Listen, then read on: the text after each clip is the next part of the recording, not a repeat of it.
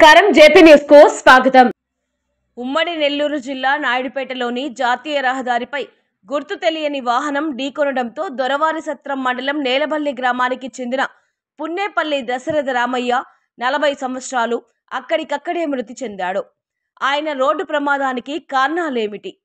NH 71 జాతీయ రహదారి ఎన్నో సంవత్సరాలుగా నెల్లూరు నుండి చెన్నైకు, చెన్నై నుండి నెల్లూరుకు, నెల్లూరు నుండి తిరుపతికి, చెన్నై నుండి తిరుపతికి, నాయుడుపేట కూడలి అయితే జాతీయ రహదారి జంక్షన్లో లైట్లు వెలగవు। జంక్షన్లో అనేక మార్లు ట్రాఫిక్ వల్ల రాకపోకలకు ఇబ్బంది అయినా పట్టించుకునే నాదుడే లేరు। ఈ రోజు ఇద్దరు ఆడబిడ్డలు ఉన్న ఓ లారీ డ్రైవర్ మృతికి కారణం నిర్లక్ష్యమే అని తెలుస్తోంది। నిన్నగాక మొన్న వేసిన జాతీయ రహదారిపై రాకపోకలు లైట్లు వెలుతురుతో జరుగుతున్నాయి। కానీ ఎన్నో సంవత్సరాలుగా రాకపోకలు సాగిస్తున్న జాతీయ రహదారి పట్ల ఎందుకింత నిర్లక్ష్యం? దీనికి కారణం ఎవరు? దశరథ రామయ్య మృతదేహాన్ని నాయుడుపేట ప్రభుత్వ ఆసుపత్రికి తరలించారు। పోలీసులు దర్యాప్తు చేస్తున్నారు।